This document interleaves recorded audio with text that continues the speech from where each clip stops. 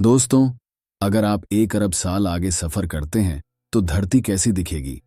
क्या वह बर्फ में जम गई होगी? और क्या सारे समुद्र एवेपोरेट हो जाएंगे? या फिर यह एक पानी से भरी दुनिया बन गई होगी?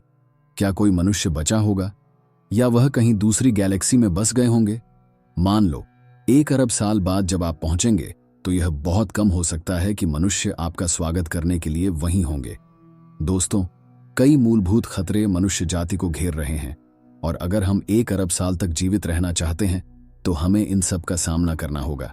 हमने देखा है कि हमने एक विश्वासघात बीमारी को झेलने के लिए कितनी कोशिश की है, तो हम कैसे तापमान परिवर्तन, जनसंख्या बढ़ना, ग्लोबल नाभिकीय युद्ध, हत्यारी एस्टेरॉइड्स और कॉमेट्स, प्राकृतिक बर्फ युग और सूर्य का गर्म हो जाना, इन सभी खतरों का सामना करेंगे। चलिए भविष्य की तरफ देखते हैं और जानते हैं। दोस्तों, साल 10,000 आईडी में एडी कैलेंडर साल को एनकोड करने वाले सॉफ्टवेयर 4 अंकों से अधिक तिथियों को एनकोड नहीं करेंगे। उम्मीद है कि इस बार हम इतना परेशान नहीं होंगे। भविष्य में 10,000 साल बाद मनुष्य के जेनेटिक अंतर और गुण एक क्षेत्र से दूर नहीं होंगे।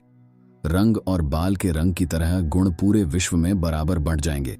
शायद यह हम सबको अच्छे से समझने में मदद करेगा। कोई भी वर्तमान भाषा पहचानी नहीं जाएगी। भविष्य के भाषाओं में उनके वर्तमान समय के मुख्य शब्दों का सिर्फ 1% होगा। एक नया हिमायती काल होगा पृथ्वी के लिए, जो एक नया बर्फ युग शुरू करेगा। नियाग्रा फॉल्स पूरी तरह से लेक ईरी में घुल जाएगा। दिलचस्पी से इस समय पर पृथ्वी पर 1 सेकंड का और बढ़ जाएगा।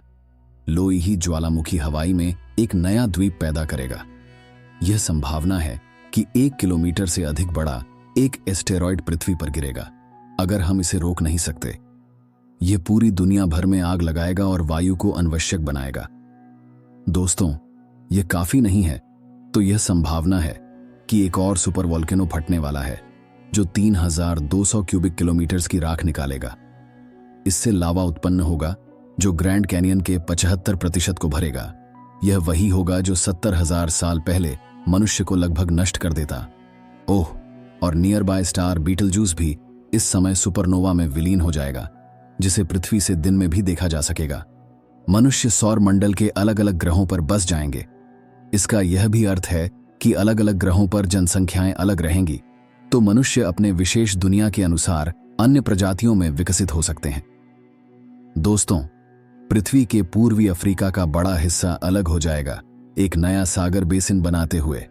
50 मिलियन साल में अफ्रीका यूरेशिया से टकराएगी, मध्य सागर को बंद कर देगी और 2 भूभागों के बीच एक नया पर्वत श्रृंखला बनेगी। इस पर्वत श्रृंखला में माउंट एवरेस्ट से भी ऊंचा कोई पहाड़ शामिल हो सकता है। अंतरिक्ष में मंगल अपने चंद्रमा से टकराएगा, जिसकी वजह से वह शनि की तरह एक चक्कर का सिस्टम बनाएगा। सारे हवाईयन द्वीप समुद्र के नीचे होंगे। जैसा एस्टेरॉयड ने 66 मिलियन साल पहले डायनासोर को मार डाला था, यह संभावना है कि वो एस्टेरॉयड पृथ्वी पर गिरेगा, जिसका क्षेत्र 10 किलोमीटर होगा। सारे पृथ्वी के महाद्वीप एक साथ मिल जाएंगे, लेकिन ज्यादा मत सोचो, क्योंकि 400 से 500 मिलियन साल बाद वह फिर से अलग होगा। यह संभावना है कि 6,500 प्रकाश वर्ष की दूरी पर एक गामा रे बर्स्ट होगा। अगर यह पृथ्वी को लग गया तो यह ओजोन को हटा सकता है और एक महाप्रलय को ट्रिगर कर सकता है। दोस्तों, चांद पृथ्वी से इतना दूर होगा कि अब सूर्य ग्रहण संभव नहीं होंगे। सूर्य की गर्मी से पृथ्वी पर तापमान इतना बढ़ जाएगा कि कार्बन डाइऑक्साइड के स्तर भी धीमे हो जाएंगे। ऑक्सीजन और ओजोन प्रकाशमांत में से गायब हो जाएंगे और पृथ्वी पर काफी जीवन मर जाएंगे। अंत में सूर्य की चमक 10% बढ़ जाएगी और पृथ्वी पर औसत तापमान 47 डिग्री सेल्सियस होगा। हमारा वायुमंडल एक गीला ग्रीन हाउस की तरह महसूस करेगा। हमारे समुद्र भाप बन जाएंगे। सिर्फ दोनों ध्रुवों में थोड़े से जल के कुछ बूंद होंगे।